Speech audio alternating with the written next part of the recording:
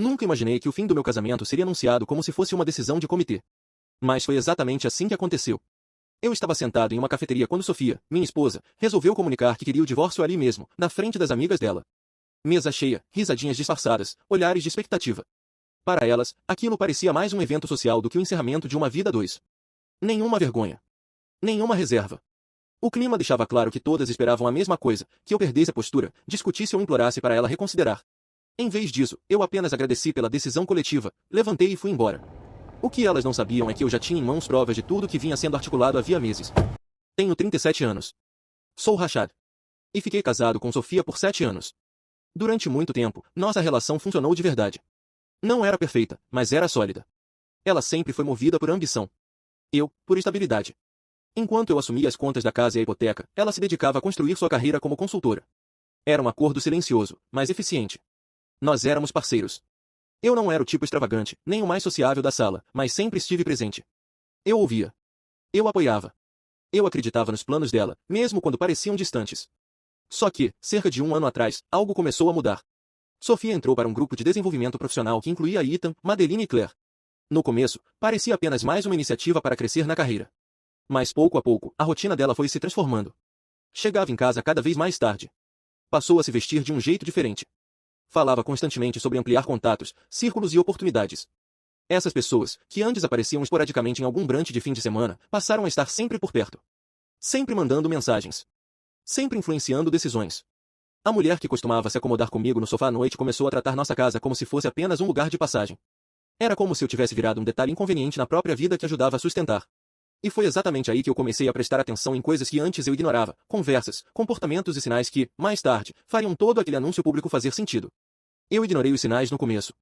Depois de 7 anos de casamento, você não acorda imaginando que sua própria esposa está se organizando contra você pelas suas costas. A gente sempre acredita que conhece quem dorme ao nosso lado. Até o dia em que Sofia me mandou uma mensagem dizendo que queria tomar um café comigo. Nada soou estranho. Pelo contrário. Eu achei que talvez fosse uma tentativa de reconexão, uma conversa madura, quem sabe até um pedido de trégua. Eu fui esperando encontrar minha esposa. O que encontrei foi um tribunal improvisado. Sofia já estava sentada, não sozinha, mas acompanhada de Marcos, Olivia e Hannah. Os 4 posicionados como se estivessem prestes a conduzir uma intervenção. Eu me sentei devagar, tentando entender o cenário, e Sofia levantou o olhar com aquela expressão ensaiada de preocupação que não alcança os olhos. Ela respirou fundo e disse que aquilo não estava mais funcionando. O casamento. Nós dois. Tudo. Fez um gesto amplo com a mão, como se 7 anos juntos fossem apenas um projeto mal executado que precisava ser encerrado. Marcos foi o primeiro a se inclinar para a frente, dizendo que Sofia merecia alguém que acompanhasse a evolução dela. Olivia concordou logo em seguida, falando sobre alinhamento de propósito, energia, visão de futuro. Hannah mal tirou os olhos do celular, ajustando o ângulo como se o colapso da minha vida fosse algo que pudesse virar conteúdo. Eu olhei para aquelas 3 pessoas e percebi que meu casamento tinha sido discutido, avaliado e decidido sem mim. Então perguntei, com calma, se aquilo era uma decisão coletiva. Por 2 segundos, Sofia pareceu desconfortável. Depois respondeu que era melhor terminar logo, antes que alguém se machucasse mais. Foi aí que eu fiz a pergunta que ninguém esperava. Perguntei quem era ele. A mesa inteira ficou em silêncio. Sofia mudou o tom, adotando aquela voz condescendente que transforma a culpa em discurso racional. Disse que não havia mais ninguém, que simplesmente não éramos compatíveis. 7 anos juntos, e, de repente, incompatíveis. As outras começaram a repetir frases prontas sobre pessoas que mudam, ciclos que se encerram, relações que seguem seu curso natural. Eu me levantei. Baixei a voz e agradeci pela decisão em grupo. Disse que admirava a abordagem democrática para terminar um casamento que só eu achava que ainda existia. E fui embora. Já do lado de fora, quase chegando ao carro, ouvi Marcos comentar que eu nem lutei por ela. Olivia concordou, dizendo que faltou paixão. Hannah completou que um homem de verdade teria tentado impedir. Eu fiquei ali, parado, ouvindo eles reescreverem a história em tempo real, transformando minha recusa em implorar em prova de que eu nunca me importei. O erro deles foi simples, subestimaram o cara silencioso que sempre pagou as contas. No caminho de volta para casa, tive 25 minutos para digerir o fato de que 7 anos tinham terminado em uma cafeteria, diante de uma plateia que tratou minha vida como entretenimento. Quando cheguei, comecei a organizar tudo. Contas, cartões, assinaturas. Descobri que havia 6 cartões drenando a conta conjunta sem qualquer limite. Então lembrei do tablet que dividíamos. Ele ainda estava sincronizado. E foi ali que a verdade começou a aparecer. As mensagens de Sofia estavam todas lá. Conversas antigas, sem cuidado, sem filtro. Minhas suspeitas sobre Tyler, o herdeiro exibido que eu via nos eventos de networking, deixaram de ser suposições. A forma como ela mudava perto dele, como passou a se vestir diferente, como os jantares profissionais sempre coincidiam com a presença dele, tudo fazia sentido agora. As mensagens vinham de meses atrás. Começaram com elogios exagerados, piadas internas, depois encontros planejados. Reclamações sobre o marido previsível. Discussões detalhadas sobre quando seria o momento certo de me deixar. Eu tirei print de tudo. Mas a verdadeira descoberta veio em um grupo de mensagens chamado The Circle. Sofia, Marcos, Olivia e Hannah. Voltei meses no histórico. Marcos cobrando uma decisão. Olivia falando sobre calcular o momento ideal. Sofia preocupada em garantir que tudo estivesse financeiramente seguro e que ela não parecesse a vilã da história. Nada foi espontâneo. Tudo foi ensaiado. O local. O horário. As falas. Até a roupa que ela deveria usar. Eu salvei tudo. Fiz backup em múltiplos lugares. Depois revisei a conta telefônica. Ligações de madrugada para Tyler. Mensagens enviadas às 2, 3 da manhã. Dias inteiros em que ela dizia estar com clientes, mas passou horas falando com alguém que definitivamente não era cliente. Os dados contavam uma história impossível de negar. E enquanto eu organizava tudo isso, Sofia ligou, falando sobre logística, sobre a casa. Mal sabia ela que o jogo já tinha virado. Ela ligou falando de contas. Separação. Logística. Tudo no tom frio de quem já ensaiou aquele roteiro várias vezes. Disse que estava hospedada na casa do Marcos, mas que em breve precisaríamos envolver advogados. Não havia emoção alguma ali, era profissional, quase burocrático. Eu respondi que tudo bem, que faríamos do jeito que ela achasse melhor. Houve uma pausa do outro lado da linha. Provavelmente ela esperava resistência, discussão, qualquer sinal de que ainda tinha controle da situação. Em vez disso, ouviu silêncio. Depois comentou que estava satisfeita por eu estar sendo maduro. Se ela soubesse o que eu já tinha em mãos. Sofia avisou que passaria no dia seguinte, ao meio-dia, para buscar algumas roupas. Eu disse que tiraria meio período do trabalho. Ela agradeceu por eu estar facilitando as coisas. Desligou achando que estava lidando com alguém quebrado. Assim que a ligação terminou, voltei para os extratos bancários. Hotéis aos fins de semana em datas em que ela dizia estar em conferências. Restaurantes que nunca tinham sido mencionados. Uma compra de joias de $800, e eu nunca recebi nada parecido. Baixei tudo. Arquivei. Organizei. No dia seguinte, fiz algo simples. Coloquei absolutamente tudo que era dela em sacos de lixo pretos. Roupas, sapatos, maquiagem, objetos pessoais. Empilhei tudo perto da porta de entrada. Minhas coisas ficaram trancadas no escritório, o relógio do meu avô, o livro autografado do meu pai, meus arquivos, minhas lembranças. Nada misturado. Nada discutível. Ao meio-dia em ponto, ela chegou. O Porsche do Tyler estava parado na minha garagem. Bem discreto. Abri a porta antes que ela pudesse usar a chave e bloqueei a passagem. Sofia estava com aquela expressão ensaiada de vítima serena. Disse que só estava ali para pegar as coisas dela e que deveríamos manter civilidade. Apontei para os sacos. Tudo já estava separado. Era só pegar e ir embora. A expressão dela mudou na hora. A máscara caiu. Ela não conseguia acreditar que eu tinha colocado as coisas dela em sacos de lixo. Pareceu ofendida. Eu achei apropriado. Tyler saiu do carro e se aproximou, pedindo calma, como se tivesse qualquer autoridade ali. Perguntei quem tinha convidado ele. Sofia tentou minimizar, dizendo que ele só estava ali para ajudar, que era um amigo. Só um amigo. Eu disse que tinha recibos de hotel, mensagens e extratos de cartão. Que ela estava dormindo com ele havia 4 meses. Que o mínimo que podia fazer era parar de fingir. Ela ficou em silêncio. Tyler parecia desconfortável pela primeira vez. Expliquei com clareza, ela pegaria as malas e iria embora. Ele ficaria no carro. Não pisaria dentro da minha casa. Sofia se recusou a levar as coisas nos sacos. Falou em dignidade. Essa parte já tinha passado. Tentou apontar para dentro, dizendo que levaria a cafeteira e a mesa da cozinha. Eu disse que não. Tinha os recibos. A cafeteira era minha desde antes de conhecê-la. A mesa foi presente de casamento da minha tia. Tudo que era dela já estava embalado. A voz dela ficou áspera. Disse que aquilo não funcionava assim.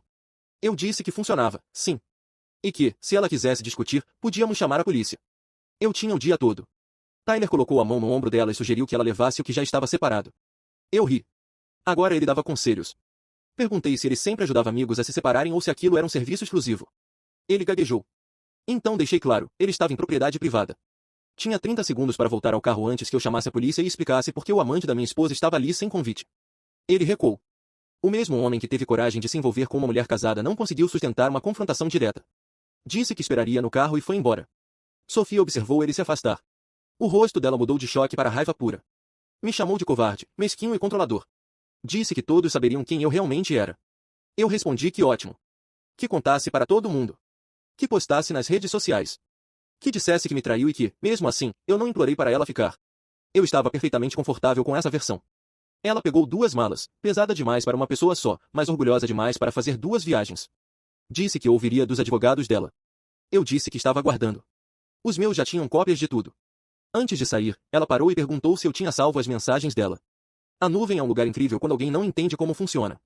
Eu vi o pânico atravessar o rosto dela enquanto mentalmente revisitava cada conversa, cada mentira, cada detalhe esquecido. As mãos tremiam. Ela colocou as malas no porta-malas do Tyler. Ele não saiu nem para ajudar. Eles foram embora. Eu fiquei observando até o Porsche virar a esquina. Depois voltei para dentro, sentei à mesa da cozinha e finalizei meu inventário. 20 minutos depois, meu telefone começou a vibrar. Amigos em comum perguntando o que tinha acontecido. Sofia já estava postando mensagens vagas sobre homens tóxicos e controle emocional. Deixei ela postar ficção enquanto meu advogado organizava fatos. 2 semanas depois, fui chamado à sala do meu chefe. Ele usou aquele tom corporativo cuidadoso que antecede problemas legais. Disse que havia uma denúncia anônima no RH. Acusações de comportamento inadequado no ambiente de trabalho. Assédio. Ambiente hostil. Meu estômago afundou, porque eu soube imediatamente de onde aquilo vinha. A denúncia foi registrada 2 dias depois de eu expulsar Sofia de casa. As alegações eram vagas, mas venenosas. Comentários impróprios. Proximidade excessiva. Colegas se sentindo ameaçadas. Tudo mentira. Eu trabalhava com gerenciamento de projetos. Minha equipe tinha 6 pessoas, 3 mulheres com quem eu trabalhava há anos, sem qualquer histórico de problema. Olhei para meu chefe e disse que aquilo era uma farsa. E foi exatamente nesse momento que eu percebi que Sofia ainda não tinha terminado comigo. E o jogo estava prestes a subir de nível. Quando a investigação do caso extraconjugal começou a cruzar com ambientes corporativos, as coisas ficaram tensas para Sofia. Empresas não gostam de riscos. E quando mensagens aparecem detalhando uma emboscada planejada em uma cafeteria, isso deixa qualquer departamento jurídico em alerta. As conversas dela com Marcos, Olivia e Hannah, onde cada passo era calculado, foram solicitadas como prova de premeditação. Ela não foi demitida, mas a promoção que esperava simplesmente desapareceu do radar. O setor de gestão de riscos marcou o nome dela. Mensagens que pareciam empoderamento em grupo são bem diferentes quando são lidas por um juiz. O divórcio seguiu. E seguiu rápido. Todas as decisões foram favoráveis a mim. Fiquei com a casa. Mantive minhas contas de aposentadoria. A poupança conjunta foi dividida igualmente, embora quase não houvesse muito o que dividir, já que Sofia tinha gasto grande parte. Ela ficou com o carro, os pertences pessoais e a certeza de que usar o RH como arma não trouxe vantagem alguma. O negócio de consultoria dela afundou logo depois. Reputação importa. Clientes não gostam de se associar a alguém oficialmente documentado como infiel e desonesto. Redes profissionais observam caráter, não discursos. Quando tudo terminou, eu estava solteiro. Ela estava sem dinheiro, sem amigos, morando em um apartamento que mal conseguia pagar. Eu não comemorei. Apenas senti alívio. 8 meses após o divórcio, minha vida estava estável. A casa era minha. Meu trabalho estava seguro. E eu tinha começado a sair com alguém novo. Asterisco, asterisco, Natalia, asterisco, asterisco era leve, normal, sem um coro de pessoas incentivando decisões autodestrutivas. Tínhamos um encontro marcado naquela noite. Eu estava me arrumando quando alguém começou a bater forte na porta da frente. Abri. Era Sofia. Visivelmente bêbada. Rímel borrado, moletom amassado, a mesma jaqueta que ela costumava usar para dormir. Disse que precisava conversar. Eu disse não e tentei fechar a porta. Ela colocou o pé na entrada. Só 5 minutos. Ela tinha cometido erros. Sabia disso. Mas ainda dava para consertar. Não havia nada para consertar. Estávamos divorciados. Ela começou a falar rápido, palavras arrastadas. Disse que estava errada sobre tudo. Sobre Tyler. Sobre os amigos. Que eu tinha sido a única coisa boa na vida dela, e que ela tinha destruído isso. O cheiro de bebida barata era impossível de ignorar. Eu disse que tinha planos. Ela riu, perguntou se os planos envolviam outra mulher. O que eu faço não é da sua conta. Ela disse que ainda me amava. Eu ri. Me amou tanto que me traiu por meses. Me amou tanto que tentou acabar com minha carreira. Isso não é amor. Ela começou a chorar. Disse que ninguém mais atendia suas ligações. Marcos não respondia. Olivia disse que ela tinha queimado pontes. Hannah tinha bloqueado tudo. Parece que, finalmente, eles tinham descoberto quem Sofia realmente era. Ela me chamou de frio. De aproveitador. Disse que eu tirava tudo até não sobrar nada. Então desabou. Chorava, implorava, prometia qualquer coisa. Terapia. Recomeço. Mudança. Não. Foi nesse momento que meu vizinho apareceu. O Sr. Donnelly, carteiro aposentado, 70 e poucos anos, vestindo um roupão e carregando zero paciência para drama alheio. Ele perguntou, com calma absoluta, se a senhorita estava me incomodando. Sofia tentou se recompor. Não conseguiu. Disse que aquilo era entre ela e o marido. Ex-marido, eu corrigi. Ela disse que não iria embora até conversarmos. A voz aumentava. O Sr. Donnelly não elevou a dele. Apenas informou que já tinha ligado para a polícia. Perturbação da ordem. Embriaguez. Propriedade privada. O rosto dela empalideceu. Ela disse que morava ali havia anos. Ele respondeu, seco, que direitos de propriedade acabam com o divórcio. Foi quando o carro de Nathalie parou na entrada da garagem. Ela saiu, percebeu a cena e perguntou se estava tudo bem. Sofia virou o rosto abruptamente. Quem é essa? Eu apresentei. Meu encontro. Nathalie. Expliquei que Sofia estava indo embora. Nathalie acenou educadamente, mas ficou perto do carro. Sofia olhava entre nós, tentando processar tudo. Disse que eu já a tinha substituído. Eu disse que não substituí ninguém. Apenas segui em frente. O Sr. Donnelly pigarreou. A polícia chegaria em 2 minutos. Sofia me encarou como se esperasse que eu mudasse de ideia. Não mudei. Isso já tinha sido decidido 8 meses antes. Aquilo era apenas ela enfrentando a realidade. Ela recuou, quase tropeçou, depois me chamou de frio, sem empatia, incapaz de perdoar. Eu não sou frio, sou alguém que aprendeu. Não traia, não minta, não tente destruir a carreira de alguém. Coisas básicas. Luzes vermelhas e azuis apareceram no fim da rua. O pânico tomou conta dela. Disse que estava indo embora. Que eu me arrependeria. Duvido. Ela cambaleou até o carro, um Honda velho, para-choque amassado. Os tempos de Porsche tinham acabado. Tentou ligar o motor. A viatura parou atrás. 2 policiais se aproximaram. Viram o estado dela imediatamente. Teste de sobriedade. Ela falhou.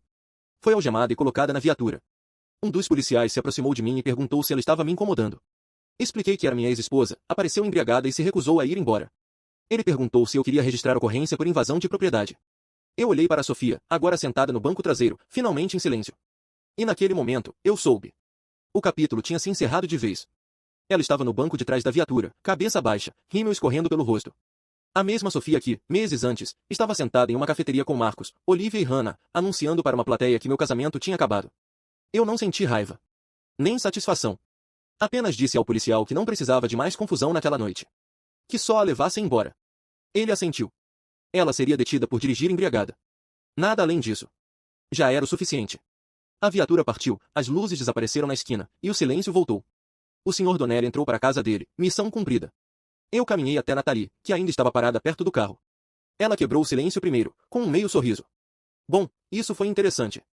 Eu respirei fundo. Disse que aquilo era meu passado. E que não se repetiria. Ela comentou que Sofia parecia adorável. Eu respondi que ela também parecia adorável uma vez. Até eu me casar com ela. Nathalie riu, sem maldade. Disse que ainda bem que eu estava divorciado, porque, caso contrário, aquela noite teria sido extremamente constrangedora. Eu concordei. Já era constrangedora, mas pelo menos renderia boas histórias. Nós saímos para jantar. Foi leve. Foi normal. Rimos do absurdo da situação. Nathalie não fez interrogatório, não tentou consertar nada, não pediu explicações que eu não queria dar. Apenas aceitou que, às vezes, ex-esposas aparecem bêbadas, a polícia é chamada, e a vida segue. Voltei para casa perto da meia-noite. A casa estava silenciosa. Sem gritos. Sem drama. Sem ex-esposa chorando na porta. Sem vizinho de roupão. Apenas paz. Peguei o telefone. 17 chamadas perdidas de um número desconhecido. Provavelmente Sofia, da delegacia. Bloqueei. Abri o e-mail. Confirmação de pagamento. O valor determinado no acordo do divórcio tinha sido finalmente compensado. O juiz recebeu o que decidiu. Levou 8 meses. Provavelmente custou todas as economias dela. Mas foi pago. Sentei à mesa da cozinha. Minha mesa. Minha cafeteira. O relógio de bolso do meu avô no pulso. Tudo aquilo que eu lutei para manter. Tudo aquilo que tentaram tirar de mim. Valeu a pena. Cada noite em silêncio. Cada documento organizado. Cada decisão firme quando seria mais fácil ceder. Essa história não é sobre vingança. É sobre consequência. Não tente destruir a vida de alguém só porque perdeu o controle da própria. No fim, a verdade sempre cobra conta. Então, na sua opinião, eu agi, certo? Se essa história fez você refletir, curta e comente. E também fique ligado para mais.